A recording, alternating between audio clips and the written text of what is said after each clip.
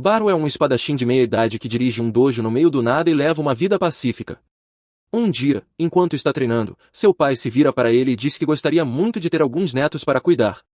Já faz anos desde que Baru assumiu como instrutor do dojo, mas continua tão solteiro quanto antes. Baru responde que tem estado ocupado demais com o dojo da família para pensar em ter filhos, mas seu pai insiste que ele deveria pelo menos tentar. Ele até sugere que Baru deveria tentar conquistar uma de suas alunas para se casar, mas por motivos éticos ele recusa.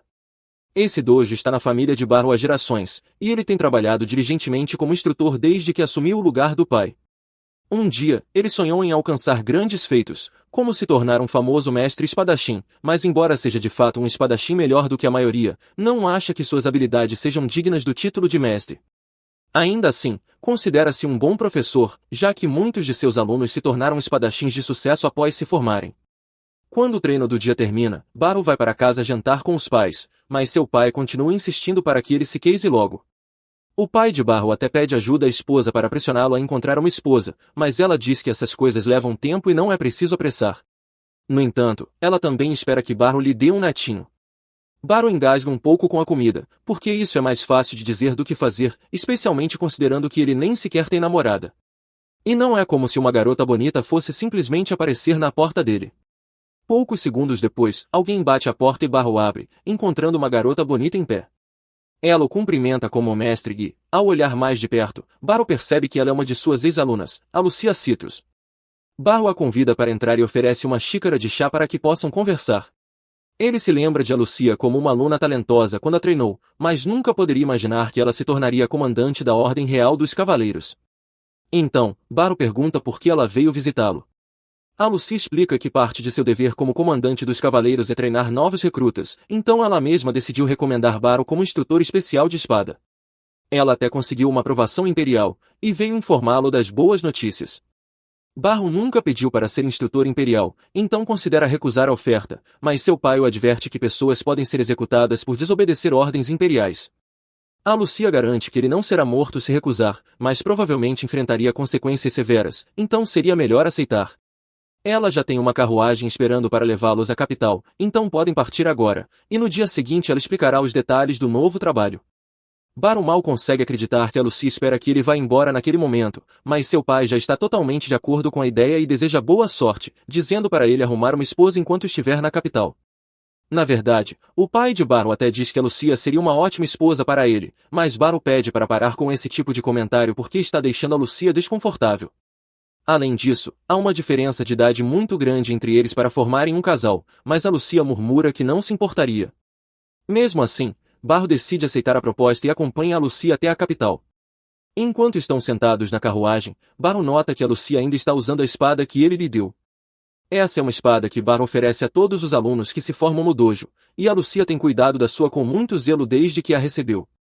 Baru fica feliz em ver que ela valoriza tanto seu presente, mas acha que aquela espada não é boa o bastante para uma comandante dos cavaleiros.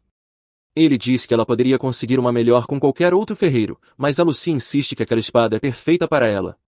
Baru presume que ela esteja tão apegada à espada porque, como seu antigo mestre, ela ainda acredita que tudo que vem dele é superior. Porém, ele se vê apenas como um espadachim comum, e nunca se imaginou como um instrutor especial. Nesse momento, a Lucia comenta, animada, que o mestre caipira das espadas finalmente está indo para a capital. Baru não faz ideia de quem ela está falando, porque ele não é caipira e, com certeza, não é mestre espadachim. Mas ela diz que ele é bem conhecido no mundo da esgrima. Ele treinou dezenas de alunos que se tornaram espadachins lendários e aventureiros, então é quase uma lenda viva, mesmo que ele não goste muito do apelido que ganhou. Baru acha a história interessante, mas está convencido de que só a Lucia o vê como um mestre espadachim. Logo eles chegam à capital real. A Lucia deixa Baru numa hospedaria para descansar e diz que o buscará na manhã seguinte. No dia seguinte, ela o leva até o castelo e o apresenta à Ordem dos Cavaleiros. Ela informa a todos os recrutas que Baru é tão forte que nem ela seria páreo para ele, então eles devem se sentir honrados por ter um homem tão habilidoso como o professor. No entanto, alguns cavaleiros acham que Baru não merece estar numa posição tão alta, e um deles parece particularmente incomodado com isso. Pouco tempo depois, Baru está conversando com a Lucia pelos corredores, e ela o parabeniza por ter se tornado oficialmente um instrutor especial. Ela explica que ele só precisa comparecer 3 ou 4 vezes por mês para treinar os recrutas, então isso não deve interferir muito com as aulas normais no dojo. Nesse instante, uma garota aparece correndo até Baro, tão animada em vê-lo novamente que mal consegue se conter. O nome dela é Karuni, e ela foi aluna do dojo de Baro há 2 anos. Ele se lembra que o sonho dela era entrar para a Ordem dos Cavaleiros, então fica feliz em vê-la. Karuni realmente conseguiu, embora ainda seja apenas uma aprendiz, então ainda tem muito trabalho pela frente antes de se tornar uma cavaleira de verdade. Dito isso, ela está feliz por poder treinar novamente com Baro, e o mesmo vale para Lia. Mais tarde naquele dia, Baro volta para casa, mas ao abrir a porta, descobre que mais um de seus alunos veio visitá-lo. Seu nome é Handrid, e ele veio apresentar sua esposa e o filho recém-nascido. Baro fica feliz em ver que Handrid está indo bem, mas seu pai o interrompe e diz que Baro não deveria voltar para casa até ter uma esposa e um filho como Handrid. Falando em Handrid, depois de se formar no dojo de Baro, ele se tornou um aventureiro de patente platina. Mas agora que tem um filho, quer se aposentar e voltar para a vila.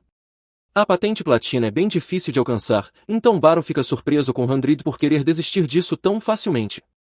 Por outro lado, ser aventureiro é um trabalho perigoso, e provavelmente ele não quer arriscar enquanto tem um filho para cuidar. Enquanto está ali, Handrid promete fazer o seu melhor para administrar o dojo, mas Baro não faz ideia do que ele está falando. O pai de Baro diz que, como Handrid tem uma boa habilidade, ele pode assumir como instrutor do dojo, o que significa que Baro não precisa mais ficar por ali. Em outras palavras, o pai está expulsando Baro, mesmo ele sendo o dono da casa. No dia seguinte, Baro explica toda a situação para Lia e diz que precisa encontrar uma casa na cidade. O lugar onde dormiu ontem era luxuoso demais para ele ficar lá permanentemente, então quer encontrar algo mais acessível. A Lucia fica mais do que feliz em ajudá-lo com isso. Ela pergunta se ele gostaria de morar na casa dela, mas Baro acha que isso não seria apropriado. Para a decepção de Alucia, ele recusa. Então ela pergunta se ele gostaria de almoçar com ela, e Baro concorda, então os dois começam a caminhar em direção a um restaurante. No entanto, enquanto andam, alguém chama a Lucia de sem vergonha por estar andando com um homem pela cidade e chamá-lo de mestre. A garota e a Lucia parecem ter uma história desagradável entre si, e a garota acha um absurdo que uma orgulhosa comandante dos cavaleiros esteja andando com um homem qualquer. Baro estava tentando esconder o rosto para evitar conflitos, mas a garota quer ver seu rosto, então ela puxa sua máscara. Assim que reconhece Baro, ela também o chama de mestre. Baro fica confuso porque não faz ideia de quem ela seja, então ela o relembra de que se chama Serena e que ele uma vez a salvou e ensinou a usar uma espada. Demora um pouco para Baro lembrar, mas ele finalmente recorda de ter encontrado uma garota ferida 20 anos atrás. Ele a acolheu, cuidou dela até se recuperar e depois a ensinou a lutar, mas não havia mais de uma década. Ele fica agradavelmente surpreso ao ver que ela agora é uma aventureira de patente negra. Serena pede desculpas por não ter visitado Baro todos esses anos, mas também está curiosa sobre o motivo de ele estar na capital real. A Lucia explica que Baro foi nomeado instrutor especial da Ordem dos Cavaleiros e que está se mudando para a capital. Ela está ajudando ele a encontrar uma hospedagem adequada. Serena, no entanto, diz que é muito melhor em encontrar acomodações, pois como aventureiro está acostumada a ficar em estalagens. Serena e a Lucia começam a discutir sobre quem vai ajudar Baro a encontrar um lugar para morar, e ele não faz ideia de por que as duas se detestam tanto. Mas, com a ajuda das duas, ele acaba encontrando uma hospedagem que o agrada. Ele agradece a ambas pela ajuda, mas pede que parem de brigar por sua causa, pois não aguenta mais ouvir gritaria. Por respeito a Baro, as duas param de discutir e caminham em silêncio para casa. Baro as observa da janela e, embora não possa dizer que vai gostar de toda a agitação da vida na cidade, acha bom ter tantos de seus alunos por perto para cuidar dele. No dia seguinte, a Ordem dos Cavaleiros treina como de costume, e o vice-comandante Imlitz está dominando completamente os demais com suas habilidades. Após derrotar seu parceiro de treino, a Lucia faz um anúncio e informa a todos que houve uma mudança na programação. Em vez de uma vez por semana, Baro começará a instruí-los a partir de hoje, então ela espera que todos se esforcem mais do que nunca. Baro diz que está feliz por estar ali, mas antes de começar a primeira lição, Imlitz se aproxima e diz que tem algo a declarar. Para ser instrutor especial da Ordem, Baro precisa possuir certo nível de força, então Imlitz o desafia para um duelo. Imlitz não está tentando ser desrespeitoso, só quer ter certeza de que Baro é bom o suficiente para o cargo. E como vice-comandante, ele tem o direito de pedir um duelo, então a Lucia autoriza. Baro gostaria que ela parasse de concordar com as coisas por ele, mas já que foi desafiado, não tem escolha a não ser se preparar. Imlitz acha que a Lucia só tem uma boa opinião sobre Baro porque ele foi seu instrutor quando ela era criança, mas isso não quer dizer que ele seja adequado para o cargo. Então Imlitz quer provar isso derrotando Baro agora. Baro concorda com Emlitz, ele mesmo acha que talvez não seja bom o suficiente para o cargo, mas sabe que seria ruim para a reputação de Alushia se o homem que ela recomendou fosse derrotado facilmente. Então ele decide dar o seu melhor. O duelo começa e Emlitz avança para atacar. Baro começa a parar os golpes e fica impressionado com o poder e a velocidade de Emlitz, mas sabe que se conseguir desviar um dos ataques no momento certo, vai deixá-lo completamente vulnerável, e poderá contra-atacar. É exatamente isso que ele faz, e Emlitz fica sem palavras, porque numa batalha real ele certamente teria morrido naquele instante. Isso conta como um ponto para Baro. Os dois retornam às suas posições iniciais, e Embleletes volta a atacar. Baro ainda não consegue acreditar em como Embleletes é forte, mas todos os seus movimentos são previsíveis, então foi relativamente fácil para ele aparar os golpes. Embleletes percebe que não vai acertar Baro se não usar tudo o que tem, então decide recorrer à sua técnica especial. A técnica da lâmina uivante tem tanta força por trás que não pode ser bloqueada nem aparada, então, teoricamente, não haveria como Baro vencer. No entanto, após Embleletes brandir sua espada, Baro desaparece e reaparece atrás dele, com sua lâmina encostada no pescoço de Embleletes. Com isso, Baro vence oficialmente o duelo, e Embleletes nem fica bravo com a derrota, apenas fica impressionado com a habilidade que Baro acabou de demonstrar. Ele ainda se desculpa por ter sido tão rude anteriormente. Mais tarde, Embleletes organiza uma festa para dar as boas-vindas a Baro como novo instrutor. No entanto, ele continua muito curioso para saber como Baro conseguiu contra-atacar sua técnica giratória especial. Baro explica que tudo o que fez foi acompanhar a rotação de Embleletes, o que permitiu que aparecesse atrás dele. No entanto, apesar de parecer simples, é muito mais difícil de fazer do que ele dá a entender. De qualquer forma, Embleletes está animado para treinar sob a supervisão de Baro, e os outros também. Já se passou uma semana desde que Baro se tornou instrutor ali, e enquanto dois dos cavaleiros treinam juntos, ele se aproxima para lhes dar alguns conselhos. Ele observa como eles lutam e, embora a técnica com a espada seja decente, acha que precisam melhorar o controle de distância.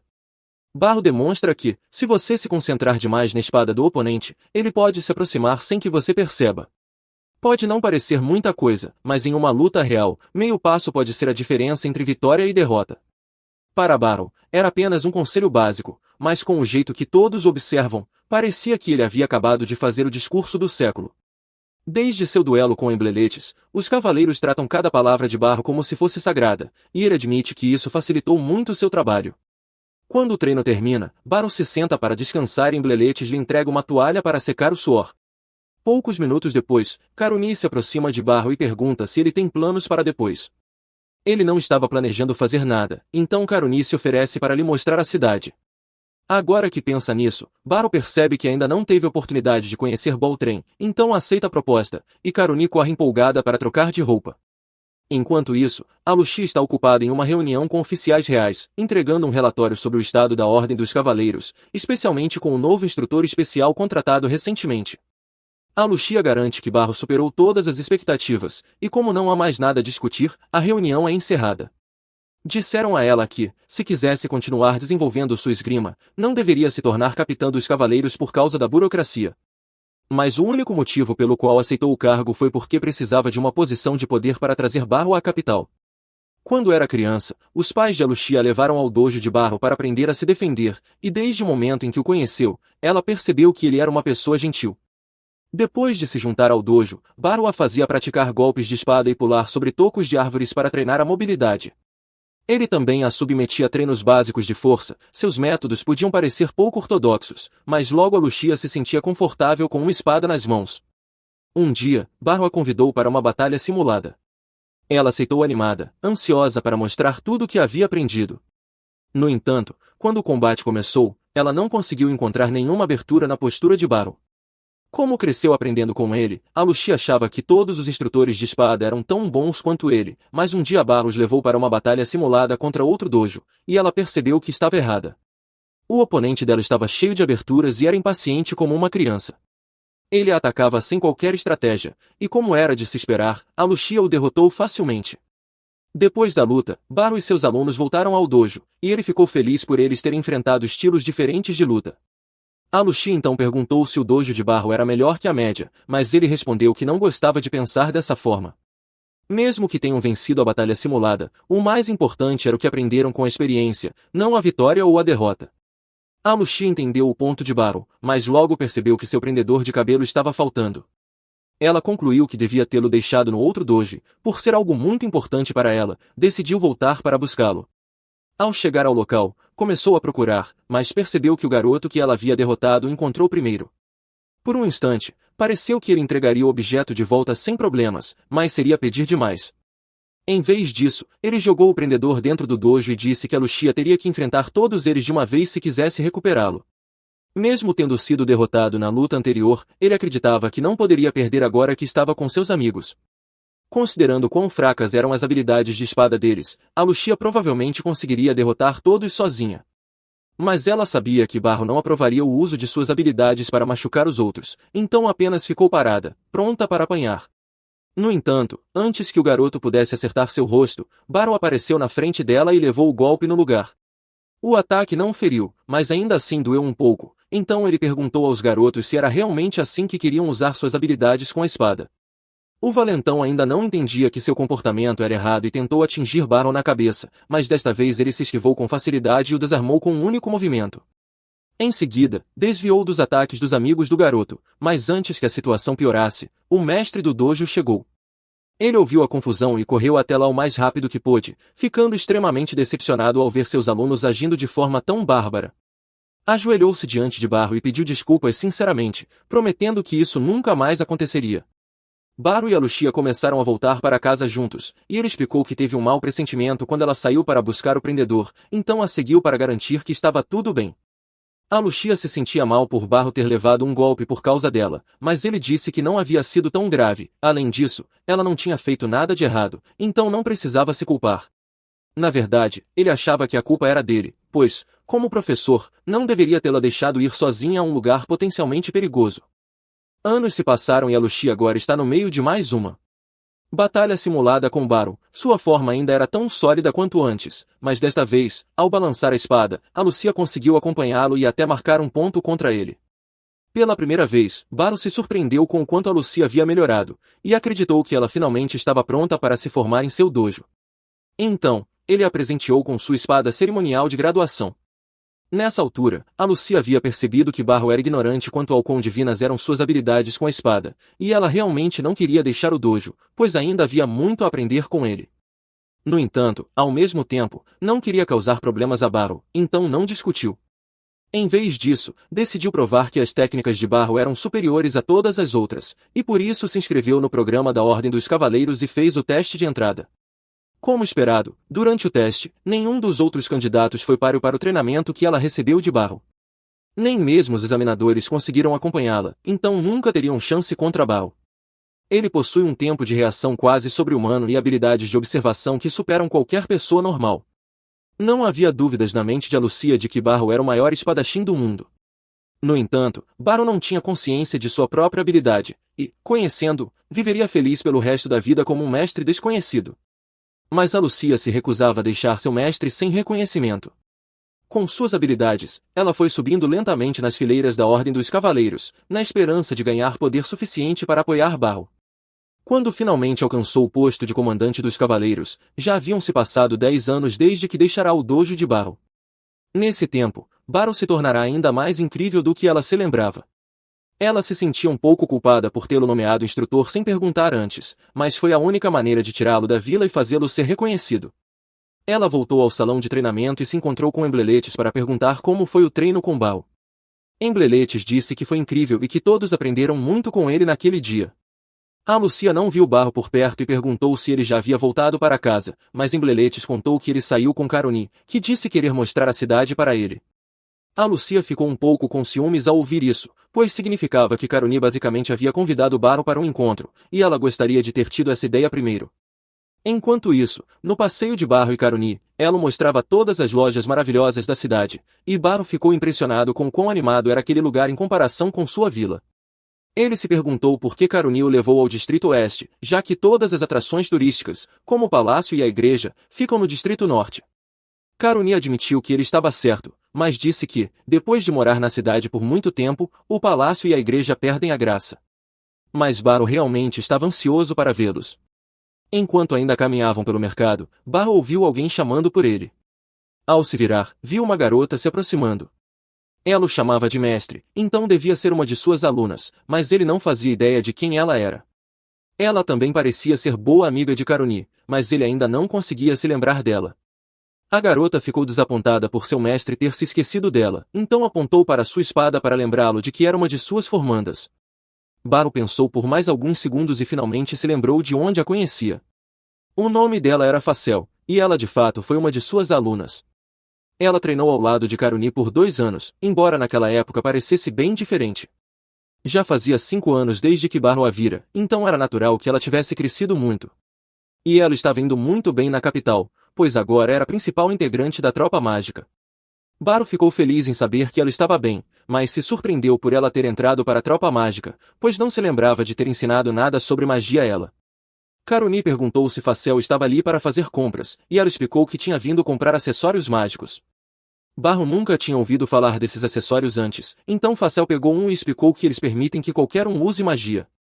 Embora ela mesma fosse capaz de usar magia sem acessórios, Baru ficou surpreso ao saber que Facel conseguia usar magia por conta própria, mas, considerando que ela disse fazer parte da tropa mágica, fazia sentido. Nesse momento, Baru ouviu uma mulher gritar porque sua bolsa havia sido roubada. Assim que viu a cena, Baru se preparou para correr atrás do ladrão, mas antes que fizesse qualquer coisa, Facel disse que ele podia deixar isso com ela. Ela então sacou sua espada e a envolveu com magia antes de desferir um golpe na direção do ladrão. O golpe liberou uma explosão de energia mágica que amarrou as pernas do ladrão. Assim que ele caiu no chão, Karuni o prendeu. Baru ficou impressionado com o modo como as duas lidaram com a situação, especialmente com a magia de Facel, pois nunca tinha visto nada parecido. Facel explicou que basicamente cobre a espada com magia sempre que luta, e que o treinamento com Baru foi muito útil para adaptar a magia ao combate. Ela se mostrou grata por isso, e Baru também ficou grato por ver que Facel ainda usava todas as técnicas que ele havia ensinado. Na manhã seguinte, Baru acordou cedo para dar uma caminhada pela cidade, mas enquanto caminhava, ouviu alguém chamando seu nome. Ele se virou e encontrou uma garotinha parada ali. Ele perguntou se ela estava perdida, mas a garota gritou com ele por tratá-la como uma criança, pois ela era a líder da tropa mágica. Baru achou que a menina estava apenas brincando, então não acreditou. A garota começou a se irritar com o fato de Baru não acreditar nela, então demonstrou seu poder conjurando uma enorme bola de fogo com o dedo. Baru finalmente acreditou que ela fazia parte da tropa mágica, mas ficou surpreso que uma garotinha pudesse usar magia daquele jeito. Ela então lhe disse para parar de chamá-la de garotinha. A garota se chama Lucy, e ela é uma adulta. Ok, talvez adulta seja um pouco exagerado, mas ela é muito mais velha que Baru, então não vai aceitar ser tratada como uma criança. Facel contou tudo sobre Baru para ela e sobre como ele é incrível, então Lucy quis conhecê-lo pessoalmente. Ela tem certeza de que Baru deve ser um excelente professor, já que a habilidade de Facel com a espada é excepcional. No entanto, Baru afirma que o sucesso de Facel se deve ao esforço dela própria, e que ele só ensinou o básico. Baru caminhava com Lucy por educação, mas ela eventualmente o leva para uma área aberta. Qualquer gamer saberia exatamente o que isso significa. Lucy é apaixonada por sua magia e treina todos os dias para melhorar o máximo possível. Porém, ela não tem ninguém digno para praticar, mas como Baru é um mestre espadachim lendário, ela acha que ele será um bom desafio. Antes que Baru possa responder, ela tenta acertá-lo com uma rajada de fogo, mas ele salta para trás a tempo de desviar. Baru preferiria evitar lutar completamente, mas do jeito que Lucy está olhando para ele, parece que ela não vai deixá-lo ir até que ele lhe ofereça uma luta de verdade. Então ele saca sua espada e se prepara para enfrentá-la. Lucy então lançou uma enorme bola de fogo contra ele, obrigando-o a desviar e correr pelo campo de batalha, esquivando cuidadosamente de cada ataque flamejante que ela lançava. As bolas de fogo continuavam a chover, mas Baru as desviava ou parava com facilidade. Percebendo que seus ataques não estavam surtindo efeito, Lucy mudou de tática e conjurou 3 enormes esferas de gelo, lançando-as contra Baru. Apesar do tamanho, ele as cortou ao meio com um único e rápido golpe de espada. Ao testemunhar a incrível habilidade de Baru com a espada, Lucy ficou ainda mais empolgada com o duelo. Baru, no entanto, queria encerrar logo a luta, então correu na direção dela, tomando cuidado para não machucá-la de verdade, planejando usar o cabo da espada para apenas deixá-la inconsciente. Mas, ao se aproximar, Lucy se envolveu em chamas intensas, obrigando-o a recuar imediatamente. Por um breve instante, Lucy temeu perder se permitisse que ele se aproximasse demais. Baru percebeu o quanto era difícil contra-atacar magia usando apenas esgrima e desejou também poder usar magia. Lucy, no entanto, estava longe de terminar. Ela invocou mais bolas de fogo, agora dirigindo-as para trás de Barrow, forçando-o a recuar e correr novamente pelo campo. Lucy deu uma risadinha ao vê-lo correr aparentemente sem rumo. Como aquele era seu primeiro combate contra uma maga, ele realmente não tinha uma estratégia preparada. Eventualmente, a chuva de bolas de fogo cessou, dando a Barrow um momento para respirar. Justo quando achou que estava seguro, Lucy deixou cair uma enorme bola de gelo do alto, mirando diretamente nele. Barrow a viu a tempo e a rebateu de volta para Lucy, que a destruiu com uma explosão de fogo. A colisão criou uma névoa densa que bloqueou sua visão. Vendo uma oportunidade, Barrow correu pela névoa tentando desferir um golpe decisivo, mas Lucy lançou magia de raio no último segundo, derrubando-o para trás. Apesar dos esforços, Barrow ainda não havia acertado nenhum golpe direto, mas Lucy também não havia conseguido feri-lo, o que a deixava frustrada com o impasse. Determinada a acabar com a luta, Lucy decidiu usar sua carta na manga. Ao notar que ela havia parado por um instante, Barrow pensou que finalmente tinha uma abertura, mas interrompeu seu avanço quando viu Lucy invocar o que parecia ser um buraco negro. Ele não sabia exatamente o que aconteceria se aproximasse, mas seu instinto dizia que era perigoso, então permaneceu onde estava, aguardando com cautela. Após um momento tenso, Lucy suspirou e desfez completamente o feitiço. Ao ver que Barrow permanecerá calmo mesmo diante de uma magia tão poderosa, Lucy percebeu que continuar seria inútil. Admitindo que tinha ido longe demais, ela se desculpou sinceramente e sugeriu que encerrassem a luta por hoje. Barrow sentiu-se imensamente aliviado agora que o duelo com Lucy finalmente havia terminado. Enfrentar alguém tão formidável quanto ela havia sido uma experiência de tirar o fôlego.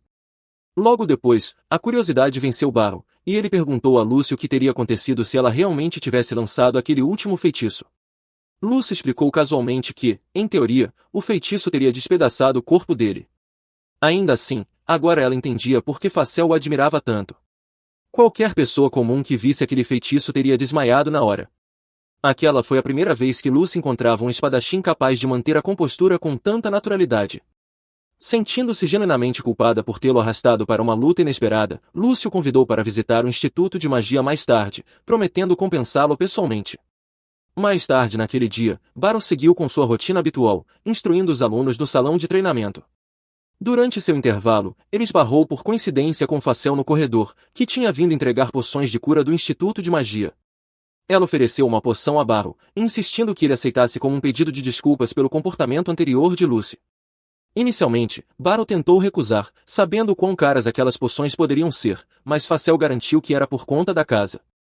Foi nesse momento que Barrow confessou a Facel que, até então, estava meio convencido de que Lucy era apenas uma garota jovem. Facel riu e esclareceu que Lucy usava magia para manter uma aparência jovial, a idade real dela era um completo mistério. Ainda assim, Barrow achava incrível que alguém tão pequeno pudesse conter tanto poder.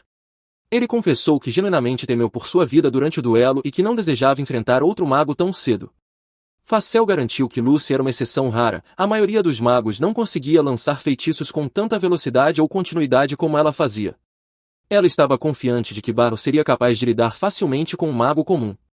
Nesse momento, a Lucia chegou interrompendo a conversa. Ela informou a Barrow que ele havia acabado de receber uma solicitação especial. Intrigado, Barrow a seguiu até outra sala, onde encontraram Serena esperando. Ela explicou que a Guilda dos Aventureiros havia pedido especificamente para que Barrow organizasse sessões especiais de treinamento para os aventureiros mais novos, ajudando-os a se preparar para a primeira exploração em uma masmorra. A menção de aventureiros novatos despertou velhas memórias em Barrow, lembrando de seus próprios sonhos de juventude. Uma vez, ele mesmo aspirava a se tornar um aventureiro, animado com a ideia dos tesouros valiosos encontrados em masmorras. Mas esse sonho não durou muito, ele foi esmagado por monstros já no primeiro dia e voltou para casa com o ego despedaçado, e foi assim que sua carreira de aventureiro chegou ao fim. Barrow compartilhou suas preocupações com Serena e a Lucia, apontando que ser aventureiro era uma ocupação perigosa. Mas foi exatamente por isso que o queriam encarregado do treinamento dos novatos. Elas garantiram que todos os preparativos necessários já tinham sido providenciados e que a tarefa não interferiria em seu cargo atual como instrutor especial. Em outras palavras, não havia nada impedindo que ele aceitasse. Ainda assim, a decisão final era dele. Por isso, Sharena sugeriu que ele fosse até a Guilda dos Aventureiros e discutisse o trabalho diretamente com o mestre da guilda. Como a guilda ficava próxima, Sharena o levou até lá imediatamente. Ao entrar no escritório do mestre da guilda, Barrow ficou surpreso ao encontrar Lucy já sentada no sofá esperando por ele, como se fosse a coisa mais normal do mundo. Acontece que ela soube da oferta de trabalho e, como era muito próxima do mestre da guilda, correu até lá no momento em que ouviu falar sobre o assunto, ansiosa por outra batalha. Logo depois, o mestre da guilda, Nidus, se apresentou calorosamente, após ouvir tantos elogios sobre Baru vindos de Serena e Lucy. Nidus estava absolutamente convencido de que haviam escolhido o candidato perfeito. Baru tentou lembrá-lo de que ainda não tinha aceitado o trabalho, mas Nidus alegremente ignorou seus protestos. Em seguida, Nidus fez um gesto em direção ao seu assistente, Megan, instruindo Baru a conversar com ele sobre os detalhes do trabalho.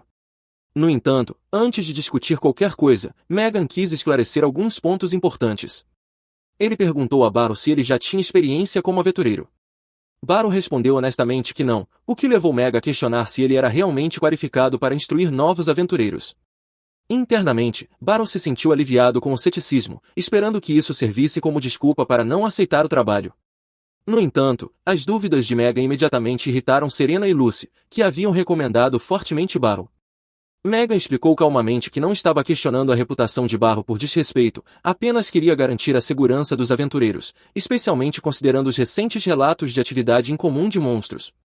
Magnus compreendeu as preocupações de Megan e perguntou o que Baru precisaria fazer para provar seu valor.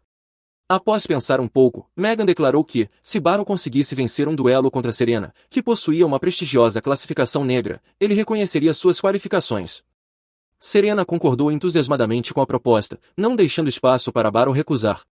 Vendo que todos estavam de acordo, Nidus decidiu organizar o duelo imediatamente.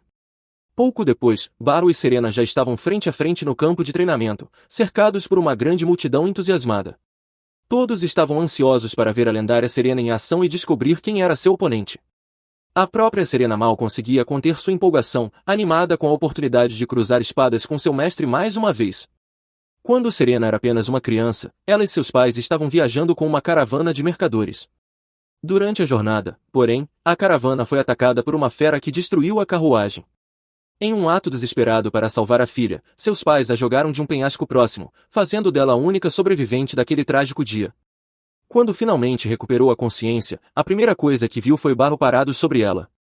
Ele a levou gentilmente para sua casa, cuidando cuidadosamente de seus ferimentos.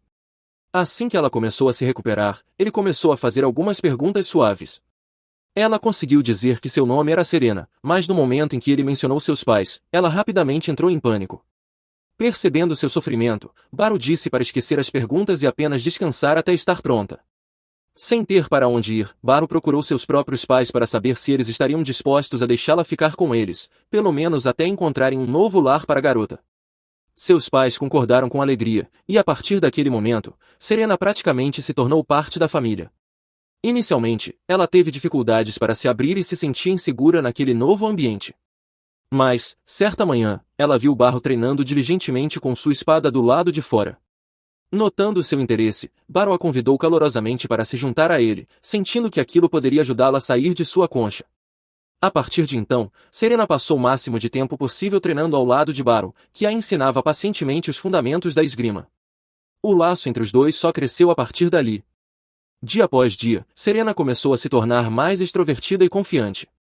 Uma manhã, enquanto Baru se preparava para as aulas em seu dojo, encontrou Serena já esperando do lado de fora, espada em mãos, ansiosa para treinar. Com um sorriso, ele a convidou para participar da aula, satisfeito ao ver o quanto ela levava o treinamento a sério. Serena havia se afeiçoado profundamente a Baru e a sua família e teria ficado feliz em permanecer ali para sempre. Eventualmente, no entanto, uma família apareceu disposta a adotá-la. Baru e seus pais acreditavam que mudar-se com essa nova família seria o melhor para o futuro de Serena, então a encorajaram gentilmente a ir. Mas, no fundo, Serena realmente não queria partir, ainda assim, não queria ser um fardo para Baru. Por isso, agradeceu sinceramente por tudo e, a contragosto, seguiu seu caminho. Vários anos depois, Serena já era uma aventureira habilidosa com classificação ouro. Durante uma missão de escolta, sua caravana foi emboscada por um grupo de bandidos liderados por um espadachim famoso por suas habilidades mortais. Seu companheiro de equipe a alertou para ter cautela, mas antes mesmo que ele terminasse de falar, Serena já havia pulado destemidamente na batalha, derrotando todos os bandidos com facilidade. Havia dois motivos principais pelos quais Serena havia escolhido tornar-se uma aventureira. Em primeiro lugar, ela era movida pelo desejo de impedir que outros passassem pela mesma tragédia que ela havia vivido. Em segundo lugar, queria honrar tudo que Baru lhe ensinou, colocando suas habilidades em prática. Agora, com a oportunidade de duelar contra seu antigo mentor depois de 20 longos anos, ela estava determinada a mostrar o quanto havia evoluído. Baron não estava exatamente empolgado com o duelo, mas o entusiasmo no rosto de Serena era inegável. Como seu antigo mestre, ele sentia que era seu dever proporcionar-lhe uma luta memorável. Quando a luta começou, Serena se lançou para a frente, desferindo uma enxurrada implacável de golpes rápidos e precisos com sua espada. Seus movimentos eram incrivelmente velozes, mas Baron os acompanhava com facilidade, impedindo que ela acertasse sequer um golpe. A empolgação de Serena apenas crescia à medida que lutavam, adorando cada segundo daquela chance de batalhar com toda a sua força, sem se segurar. Por sua vez, Baron se sentia genuinamente orgulhoso de ver o quanto Serena havia crescido. Estava claro que ela havia se dedicado inteiramente ao treinamento desde que partirá. Mas ela ainda não era perfeita, ele notou uma leve rigidez nos golpes de sua mão esquerda. Era algo sutil, mas suficiente para que ele pudesse explorar com precisão. Com um movimento certeiro, ele enfiou sua espada pelo cabo da arma dela, desarmando-a de uma só vez. Serena tentou reagir com sua outra espada, mas Baron rapidamente varreu suas pernas, deixando-a estirada no chão com sua lâmina gentilmente apontada para o pescoço dela. Com isso, Baron venceu oficialmente o duelo. A plateia ao redor irrompeu em aplausos, e os outros rapidamente desceram para parabenizá-lo. Majan se aproximou, pedindo desculpas sinceras por ter duvidado das habilidades de Baron. Este, no entanto, reagiu com gentileza, assegurando-lhe que era perfeitamente normal duvidar de um instrutor que nunca havia sido visto em ação. Agora plenamente convencido da força de Baron, Majan o recebeu com prazer como instrutor especial da guilda. Na manhã seguinte, Baron se encontrava diante da entrada de uma masmorra com seus novos alunos aventureiros, Poran, Nidri e Sarikats. Ao adentrarem a masmorra, o relógio mágico de Sarikats começou a brilhar, alertando sobre 6 monstros adiante. Os estudantes imediatamente se prepararam para o combate. Baron e Serena estavam ali apenas para garantir a segurança deles, então recuaram, permitindo que os alunos enfrentassem os monstros por conta própria. Os 3 engajaram-se rapidamente com os goblins e conseguiram derrotá-los com eficiência, demonstrando um trabalho em equipe e coordenação impressionantes. À medida que avançavam mais fundo na masmorra, a exploração prosseguiu sem problemas. Logo, já haviam explorado todo o local sem incidentes graves e começaram a retornar em direção à entrada. Durante o retorno, Baron sentiu-se um pouco inquieto, percebendo que havia menos monstros do que esperava. Subitamente, quando Poran se aproximou da saída da masmorra, o relógio mágico de Sarikats se despedaçou violentamente, detectando algo muito mais poderoso do que havia sido projetado para suportar. Baron gritou um alerta para Poran, mas já era tarde demais, ela foi subitamente agarrada por uma ameaça invisível. A jovem aventureira ficou gravemente ferida, mas ainda estava viva, necessitando urgentemente de atendimento médico. Contudo, Baron e Serena sabiam que não poderiam ajudá-la até que a criatura poderosa fosse derrotada primeiro, e isso não seria nada fácil. Diante deles estava um monstro lendário conhecido como Shenog Greel, um alvo especial infame por sua força aterradora. Mesmo os aventureiros mais experientes teriam dificuldade para sobreviver a um encontro com tal criatura. Mas não havia escolha. Baron e Serena se prepararam, prontos para lutar por suas vidas. Baron amaldiçoa sua sorte por ter trazido um monstro tão poderoso no primeiro dia de seu trabalho. Ele pergunta a Sherna se ela tem poções, e ela confirma. Baron fica aliviado ao ouvir isso e pensa que, enquanto Sherna segura o monstro, ele pode tratar o novato ferido. Ele estende a mão para ela, pedindo a poção. Mas Sherna pensa que ele está pedindo para ela atacá-lo. Então, ela faz exatamente isso e diz a Baron que concorda com ele, achando melhor que um mestre como ele enfrente o monstro. Ela imediatamente corre para salvar o garoto, deixando Baron perplexo. No entanto, ele não tem tempo para esclarecer a confusão, pois o grifo o ataca, e ele desvia rapidamente. Baron assume sua posição, percebendo que não tem outra escolha senão lutar. O monstro continua atacando com suas garras, e Baron vai sendo empurrado para trás pouco a pouco enquanto tenta bloquear os golpes. Ele de repente encontra uma abertura e atinge a perna do monstro, mas é tão difícil para sua espada cortar que ele percebe que estará morto se um único golpe atingir. O monstro continua pressionando, e então Baron se distrai ao ver Sherna carregando o garoto ferido para dentro da caverna. O monstro o atinge, jogando-o para longe e ferindo seu braço. Baron decide mudar sua estratégia e avança diretamente para o grifo, mas o monstro solta uma bola de fogo que quase o atinge. Em seguida, Baron tenta se aproximar do monstro pela lateral, mas ele se vira e usa sua cauda como um chicote pesado para empurrá-lo para trás. No entanto, Baron segue em frente e corta a cauda do monstro, deixando-o muito irritado. O monstro solta outra bola de fogo contra ele e, logo depois, o derruba com toda a força, arrastando-o pela floresta. Baro consegue, de algum modo, subir nas costas do grifo, mas ele de repente sobe aos céus, quebrando a barreira do som enquanto tenta jogá-lo para fora. Baro se agarra com força e, no final, o monstro o traz de volta ao ponto de partida. Mas dessa vez, ele não economiza seus poderes. O grifo usa a expansão de domínio e transforma o chão abaixo dele em lava, forçando Baro a recuar. No entanto, os poderes do grifo se estendem até a caverna onde os novatos estão se abrigando, e eles se veem jogando um jogo de a lava está no chão de apostas altíssimas. Quando Baro ouve uma garota gritando, ele percebe que não pode esperar mais. Ele corre sobre a lava, atacando o grifo de diferentes direções para confundi-lo. O grifo começa a lançar bolas de fogo nele, mas Baro usa a explosão para se impulsionar para frente. Com um impulso extra, ele consegue perfurar o olho do grifo, mas sua espada quebra no processo. Baro teme que este seja o fim quando, de repente, vê Shanna pulando de um penhasco em direção ao grifo. Ela imobiliza o monstro e, sem perder tempo, corta sua cabeça. Ela agradece a Baro por ajudá-la a derrotar um monstro de classe S, e ele diz que não fez nada. Baro então pergunta sobre o estado do novato ferido, e Shanna lhe diz que ele vai se recuperar. Após isso, Shanna e Baro vão até a sede da guilda e mostram a prova de que mataram um monstro de classe S para o mestre da guilda. Ele não consegue acreditar que conseguiram matar um monstro tão perigoso enquanto protegiam 3 novatos. E Shanna diz que todos sobreviveram apenas porque Baro estava lá. Baro nem tem a chance de contar ao mestre da guilda que foi Shanna quem deu o golpe final, pois o mestre começa a agradecer-lhe e pergunta como pode recompensá-lo. Ele oferece para torná-lo um aventureiro de alto escalão imediatamente, mas Baro recusa instantaneamente a oferta, pois não está interessado em arriscar sua vida todos os dias. Depois disso, a guilda envia uma equipe para recuperar o corpo do grifo, e Shanna agradece Baro pelo que ele fez naquele dia. Ele se recusa a levar muito crédito e diz que venceram sem nenhuma baixa porque ela tomou todas as decisões corretas. No dia seguinte, Baro pede ajuda a Kian porque precisa encontrar um ferreiro habilidoso para consertar sua espada. A Lucia vai junto, movida puramente por ciúmes, mas diz a Baro que o ajudará a escolher uma espada nova e melhor, que se adeque à sua força e habilidades. Quando chegam à loja do ferreiro, Baro reconhece imediatamente o ferreiro como Balder, um de seus ex-alunos. Até Balder fica surpreso ao ver seu professor depois de tanto tempo. E a Lucia fica surpresa ao ver que até pessoas que podem ser classificadas como tios aprenderam com Baro. Baro explica que Balder foi seu único aluno mais velho que ele. Ele queria fazer espadas melhores, então entrou para seu dojo para aprender como um espadachim realmente as usa. Baro diz a ele que está feliz por ver que ele abriu sua loja dos sonhos, e Balder agradece a ele por isso. Ele então pergunta a todos o que desejam, e KY pede para afiar sua espada curta. Balder dá uma olhada e lhe diz que ela está muito danificada para ser consertada e que seria melhor comprar uma nova. A Lucia fica surpresa com isso, porque KY não usa sua espada curta de forma agressiva. Baro pergunta a ela como a espada se sente em sua mão, e ela responde que é agradável e leve. Tanto Baro quanto Balder entendem imediatamente que uma espada curta não é a escolha certa para KY, pois ela não sente o peso da arma. Ele sugere que ela tente uma espada maior, e KY gosta da ideia.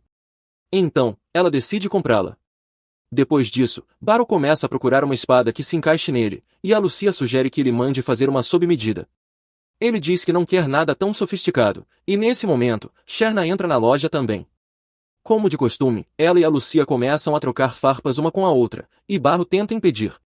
Ele pergunta a Shanna o que ela está fazendo ali, e ela imediatamente coloca a perna do grifo que mataram no dia anterior sobre a mesa, pedindo a Balder para fazer uma espada longa para Baro com ela. Baro diz que não pode aceitar, pois foi ela quem derrotou o monstro, mas Shanna se recusa a ouvir qualquer lógica. Ela diz que ele perdeu sua espada por causa dela, então ela deve dar-lhe uma nova. Balder também a apoia, e no final, Baro tem que aceitar a espada. Balder fica bastante animado por fazer uma espada a partir de uma parte de um monstro de classe S e pede uma semana para dar o seu melhor. Baro não vê problema nisso e diz que é hora de sair da loja. Mas então, Kieren pede para ele treiná-la para usar a espada grande corretamente. Ele a leva para o campo de treinamento e ensina como balançar a espada sem ser sobrecarregada por seu peso, e depois vai até o bar local para tomar uma bebida. Ele sai do bar de bom humor, mas, enquanto cruza a rua, uma ladra tenta roubar sua bolsa. Baro rapidamente a pega em flagrante, mas a ladra usa um feitiço de fogo para escapar. Ela vai para o esconderijo de uma gangue local e lhes entrega todo o dinheiro que roubou naquele dia. Os bandidos ficam desapontados porque é menos do que o habitual e reclamam que ela está relaxando. Mas o chefe deles sabe que a garota não vai fazer isso porque precisa ganhar o seu sustento. A garota, chamada Mui, fica em silêncio durante essa conversa, mas então percebe que deixou cair seu pingente, que foi pego por Barro. No dia seguinte, dentro da arena de treinamento, Kironi continua praticando com sua recém-adquirida espada longa, enquanto Emblelet duela com Barro do outro lado do salão. Até agora, Emblelet não conseguiu acertar nenhum golpe em Barro. Então, ao avançar para um ataque final, ele finge um golpe de cima para baixo, mas rapidamente redireciona sua lâmina para a parte média do corpo de Barro. Barro reconhece o movimento inteligente, mas ainda consegue contra-atacar perfeitamente, deixando Emblelet derrotado mais uma vez. Emblelet expressa sua gratidão pela lição, e Barro o elogia por ter melhorado tanto em tão pouco tempo. A manobra foi quase impecável, mas ainda não rápido o suficiente para superar os reflexos de Barro. Nesse momento, Emblelet lança um olhar para Kironi e comenta como foi corajoso da parte dela mudar abruptamente para uma arma completamente nova, acrescentando que ela demonstra um potencial considerável. Além disso, é crucial que a Ordem dos Cavaleiros aumente suas habilidades de combate para enfrentar o notório grupo de bandidos conhecido como a Mão Sombria do Crepúsculo. Esses ladrões têm causado grandes transtornos na capital, o que levou a Guarda Real e a Ordem dos Cavaleiros a iniciarem uma investigação. Assim que localizarem o esconderijo dos ladrões, pretendem invadi-lo imediatamente e capturar todos os membros. Como precaução, precisarão de toda a força que puderem reunir, e Kironi possui uma força impressionante. Naturalmente, Emblelet acredita que Barro sozinho seria mais do que capaz de derrotar os ladrões do crepúsculo, mas prefere não incomodá-lo com tarefas banais como essa. Ele assegura que a Ordem dos Cavaleiros pode lidar com a luta sozinha, o que está perfeitamente bem para Barro, já que ele não estava muito interessado em se envolver mesmo. Ele nunca lidou com criminosos comuns antes e não pretende começar agora. Mas então se lembra do anel que obteve do batedor de carteiras no dia anterior e se pergunta se ele poderia ser útil na investigação. No entanto, no momento em que Kironi vê o anel em sua mão, ela presume imediatamente que Barro está planejando dá-lo a alguém. E Emblelet parece concordar. Antes que Barro possa corrigi-los, Kironi comenta, provocando, que ele talvez devesse escolher um anel maior se estiver planejando propor para Lucia, já que esse parece minúsculo e provavelmente só cabe no dedo de uma criança. Barro fica completamente confuso sobre como chegaram a essa conclusão absurda, mas finalmente consegue falar e esclarecer que o anel não é um presente. Ele explica que ontem foi alvo de uma ladra, mas conseguiu agarrar o pulso dela antes que ela pegasse alguma coisa. Mesmo assim, ela conseguiu escapar ao pegá-lo de surpresa com magia de fogo. Kironi acha a situação toda estranha, porque se a garota realmente fosse capaz de usar magia, não teria razão para recorrer a furtos. A magia é uma habilidade extremamente rara, então qualquer um capaz de conjurar feitiços pode se inscrever gratuitamente no Instituto de Magia, onde todos os custos de vida são cobertos. Emblelet especula que talvez a garota estivesse usando algum acessório encantado para produzir o fogo, mas de qualquer forma, ele pergunta a Barro o que pretende fazer com o anel. Barro responde que não tem interesse em ficar com ele, e como provavelmente se trata de propriedade roubada, prefere devolvê-lo ao verdadeiro dono. Se for esse o caso, Emblelet o aconselha a deixar o anel na recepção da Ordem dos Cavaleiros. E é exatamente isso que Barro faz. Agora que o assunto do anel está resolvido, Barro não planeja se envolver mais. Afinal, ele não perdeu nada para a ladra e certamente não está interessado em persegui-la. No entanto, de alguma forma, a expressão que ela tinha quando foi pega continua a incomodá-lo.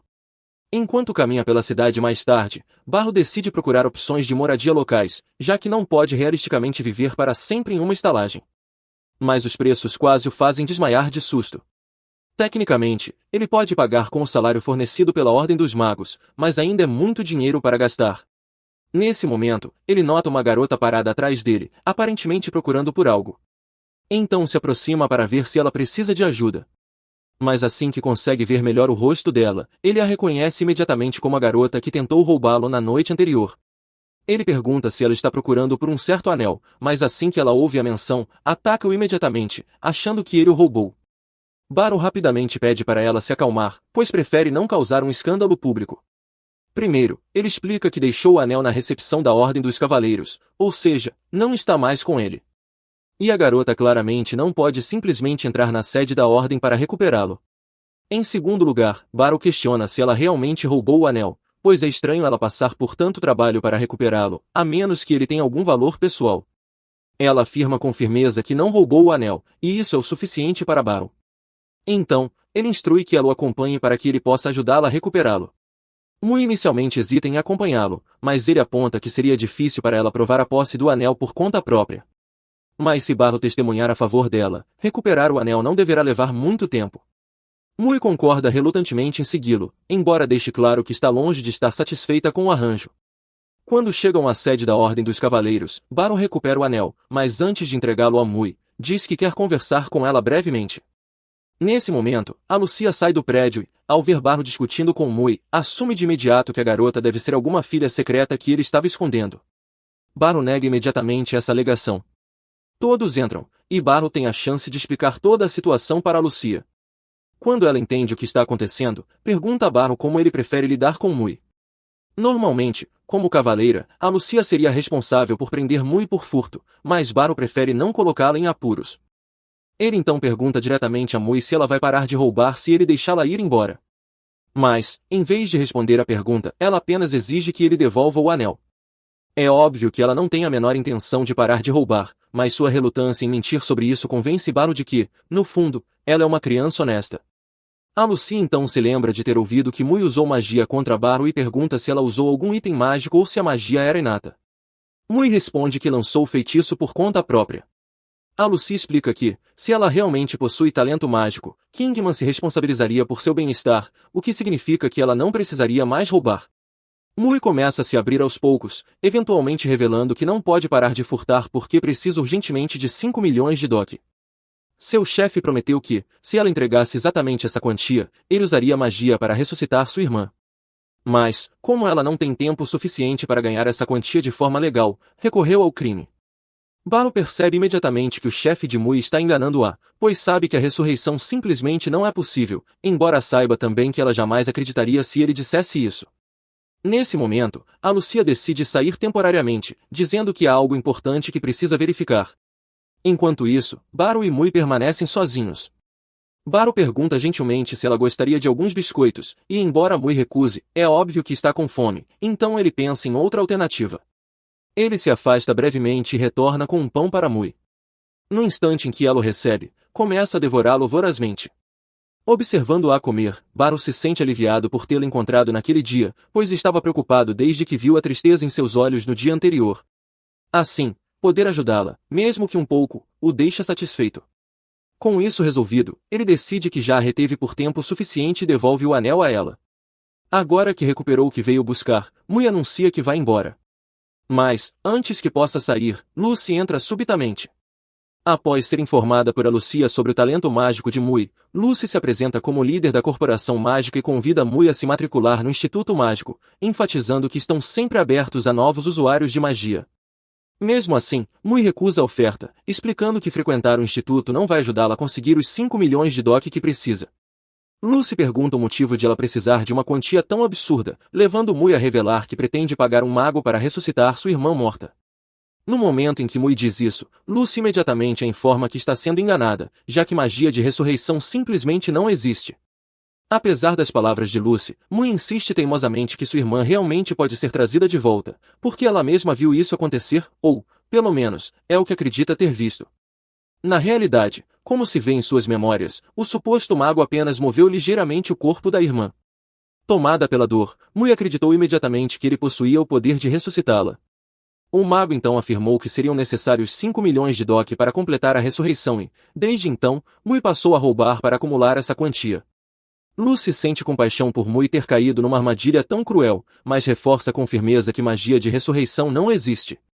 Mui, furiosa, acusa Lucy de estar mentindo, mas ela esclarece que é uma maga extremamente respeitada que estuda magia há centenas de anos. Portanto, se tal magia realmente existisse, ela certamente saberia disso muito antes de qualquer charlatão aleatório. Nesse ponto, Mui começa a perceber que talvez tenha sido mesmo enganada, e Lucy pede o nome do mago responsável por toda essa situação. Mui, desconfiada, pergunta por que Lucy quer saber. Lucy responde calmamente que pretende confrontar o mago diretamente para verificar se ele realmente é capaz de realizar magia de ressurreição ou se está apenas mentindo. No improvável caso de ele estar dizendo a verdade, Lucy promete pagar pessoalmente os 5 milhões de DOC necessários para ressuscitar a irmã de Mui. No entanto, se o homem estiver mentindo, então ele desonrou a memória da irmã de Mui, algo que Lucy se recusa absolutamente a perdoar. Mui revela, a contragosto, que o nome do mago é Twiligit, o mesmo do infame líder dos Ladrões do Crepúsculo. Lucy então pede que Mui a leve imediatamente até ele. A Lucia se oferece para ir junto, mas sua presença como cavaleira chamaria muita atenção, então ela pede a Barrow que os acompanhe. Pouco depois, eles chegam à entrada do esconderijo de Twiligit, e Barrow se surpreende ao ver que o covil dos ladrões fica logo ao lado de uma rua movimentada. Barrow começa a se arrepender de não ter trazido uma espada de verdade para o confronto. Mas Lúcio tranquiliza dizendo que, dadas as habilidades dele, uma espada de madeira deve ser mais do que suficiente contra bandidos comuns. Sem motivos para adiar mais, Lúcio arromba a porta da frente com um feitiço, chamando imediatamente a atenção de vários ladrões. Um deles tenta agarrar Lucy de maneira lasciva, mas ela não perde tempo com pervertidos e o lança longe com facilidade. Em seguida, instrui Barrow a cuidar do restante enquanto ela enfrenta Twiligit pessoalmente. Os ladrões então notam Mui atrás de Barrow e a reconhecem como a traidora que revelou a localização deles, fazendo um deles avançar contra ela com agressividade. No entanto, Barrow o acerta rapidamente na garganta com sua espada de madeira. Apesar de não ser uma arma letal, um golpe na garganta ainda dói pra valer, o que faz os outros pensarem duas vezes antes de avançarem. Enquanto Barrow enfrenta os inimigos no andar de cima, Lucy desce ao porão para confrontar Twiligit. Assim que a vê, ele utiliza um acessório mágico para lançar projéteis de gelo contra ela. Mas Lucy é uma maga extremamente habilidosa, então um ataque simples como aquele não poderia detê-la. Ela derrete o gelo com facilidade, mas Twiligit rapidamente puxa outro acessório mágico e usa telecinesia para levantar Lucy no ar. Ela percebe imediatamente que foi assim que ele enganou Mui. Twiligit admite abertamente que usou telecinesia para manipular o cadáver da irmã dela e fingiu que era necromancia, zombando de como Mui havia sido ingênua ao acreditar genuinamente que ele possuía poderes de ressurreição. Em seguida, ele forma uma bola de fogo com a intenção de eliminar Lucy de uma vez por todas. Mas a paciência de Lucy já havia se esgotado completamente, então ela rapidamente lança um feitiço de vento diretamente em Twiligit, nocauteando-o com a força do impacto. Enquanto isso, no andar de cima, Barrow já havia cuidado de quase todos os bandidos, mas um deles se levantou cambaleando e começou a chamar Mui de criança ingrata, apesar de tudo que Twiligit supostamente havia feito por ela. Esse insulto deixou Barrow furioso, então ele acertou o homem na garganta novamente, derrubando-o no chão. Pouco depois, Lucy subiu do porão arrastando o corpo inconsciente de Twiligit e exigiu que ele contasse a verdade para Mui, a menos que quisesse ser atingido por magia de vento outra vez. Twiligit, relutante, admite a Mui que havia mentido o tempo todo sobre a magia de ressurreição, deixando Mui absolutamente devastada ao perceber que sua irmã estava realmente morta para sempre.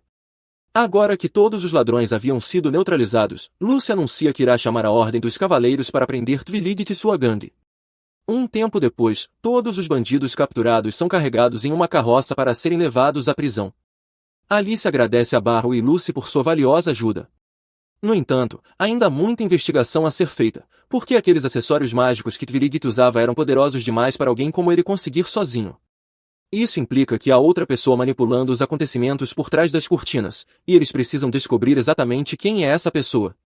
Enquanto Twiligit e o restante dos bandidos eram levados embora, um homem desconhecido observava em silêncio das sombras.